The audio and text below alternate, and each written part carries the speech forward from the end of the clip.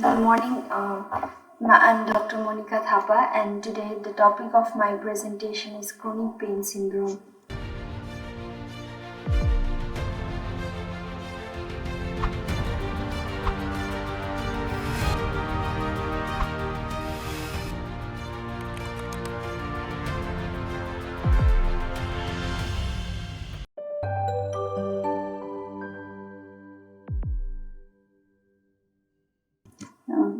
The objective of my presentation today is to learn about the definition of chronic pain syndrome, its pathophysiology, most common causes, and the management approach. So, beginning with chronic pain syndrome, beginning with pain. Pain is any unpleasant sensory and emotional experience that is associated with actual or potential tissue damage. There are basically two types of pain, which are acute and chronic pain. Acute pain is a warning signal for us to that we need to be safe from the potential danger such as cut injury or burn, whereas if that pain is persistent for the longer duration or beyond its healing time period, then we call it as chronic pain. So this presentation covers the chronic pain syndrome. Chronic pain syndrome is any pain that lasts for more than 3 months, or any pain that persists longer than the reasonably expected healing time for the involved tissues. As said by John C. Monika, founding father of pain medicine, pain in its late phases, when it becomes intractable, it no longer serves a useful purpose and then becomes, through its mental and physical effects, a destructive force, which means that acute pain serves has a useful purpose, that is, it is a warning sign for us. But when the pain lasts for a longer duration of time, it becomes, and when it becomes intractable, and then it has a deleterious effect on our mental and physical health, and it becomes a disease or a burden by itself. Epidemiology: about 30% of the people worldwide are suffering from chronic pain syndrome, and according to a pilot study of the Vanderbilt Global Pain Survey in India and Nepal, 30% of people of Nepal have had experienced chronic pain for more than 6 months, and 50% of the people were experiencing pain during the time of the survey. Beginning with, so the pathophysiology of chronic pain syndrome is very complex and poorly understood. However, the concept is to understand the difference between nociception and pain. Nociception is the sensation of pain that we feel in relation to the actual pain. For example, if there is any acute pain such as cut injury or extreme hot or cold, then the peripheral sensory nerves of our body, such as A delta and C fibers, carry the sensation through the spinal cord and to the brain through the spinothalamic tract. In the thalamus, and then from the thalamus the neurons are carried to the sensory cortex, through which we feel after which we feel the perception of pain. But we have to understand that even in the absence of the activities of these sensory nerves or actual trauma, we can still feel pain, because pain is a personal experience that has been influenced by our social, psychological, and biological factors. As we grow up through our experience in the childhood and then adulthood, we build a concept of pain. Therefore, any complaint of patient's pain of any level should always be respected. Uh, the major risk factors for chronic pain syndrome are depression, anxiety, post-traumatic stress disorder, substance abuse, disability, poor coping skills, catastrophic eutrophization, low socioeconomic level, low job satisfaction. But it is important for the physician to understand that these factors, although they lead to chronic pain syndrome, they are bidirectional, meaning that chronic pain syndrome can also lead to this condition. So it is sort of a vicious cycle.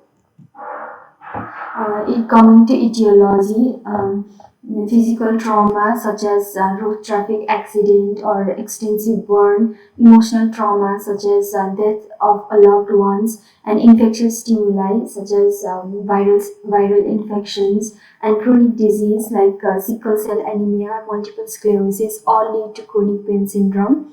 And the multiple episodes of acute pain is another hypothesis in which when there is repetitive painful stimuli, there is continuous transmission of the pain fibers to the spinal cord, which ultimately changes the structural entity of the inhibitory neurons.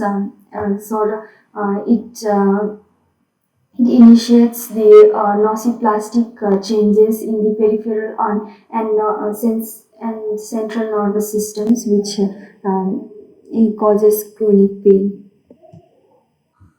Although there are more than 300 causes of chronic pain syndrome, these are some of the most common causes that we commonly encounter in our clinical practice.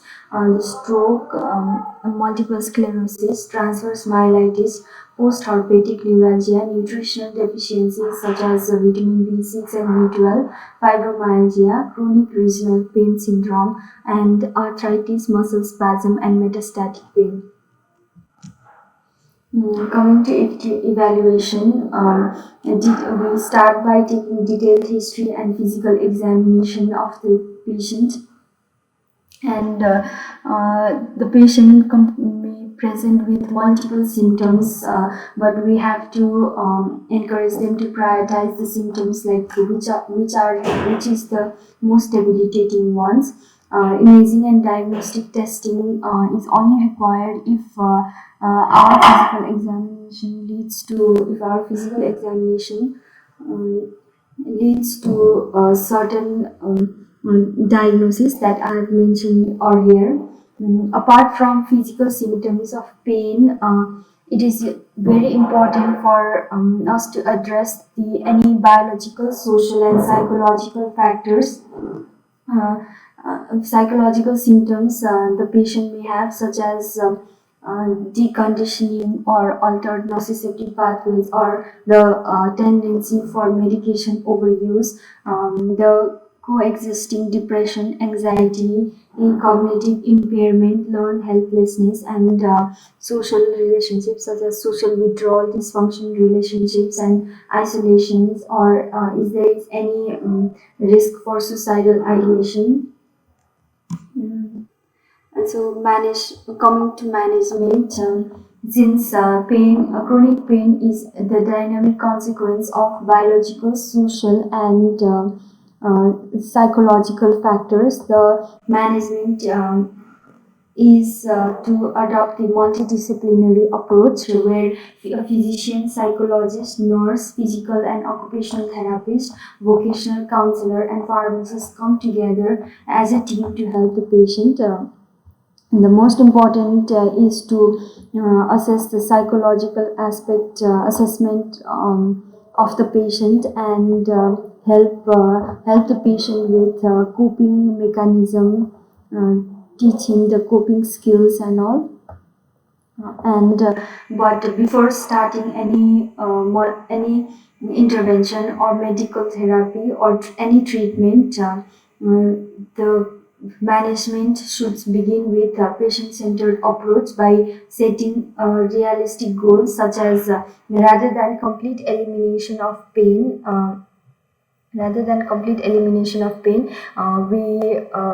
We focus on reduction of the pain and develop and recovering with the functionality, returning to work, getting a good night's sleep, and working on the coping mechanism towards the physical and psychological factors. Multimodal approach begins with self-care, where weight loss is advised if appropriate, and routine exercise routine. Setting a daily exercise routine really helps the patient to cope with pain. Um, and good nutrition, proper sleep hygiene, smoking cessation, cognitive behavioral therapy, and regular follow-up. Follow-up should be planned at a regular interval rather than on needed basis. Uh, so the with the multimodal approach, some pharmacotherapy that can be used are the first lines are always the antidepressants like amitriptyline, duloxetine, and venlafaxine, and anti-epileptics like pregabalin and gabapentin. NSAIDs are not usually recommended for longer duration, but for conditions like osteoarthritis, tendinitis, and back pain, we can use a short course of NSAIDs. And opioids are not usually recommended due to the potential for medication dependency. The non-surgical interventions are epidural steroid injections, radiofrequency ablation, steroid injections for TMJ disorders, and surgical interventions are indicated in conditions like large joint pain and spine-related pain. However, 38% of the patient after arthroplasty still complain of persistent pain, and in patients with spine fusion for lumbar discogenic pain versus behavioral based rehabilitation, there were no significant differences in the disability scores, but some studies have shown that there are improvement in pain, functionality, and quality of life for 2 to 4 years after the surgery. And the intrathecal drug delivery systems are used for spasticity, failed spine surgery, complex regional pain syndrome, and cancer. These are my references. Thank you. Any questions?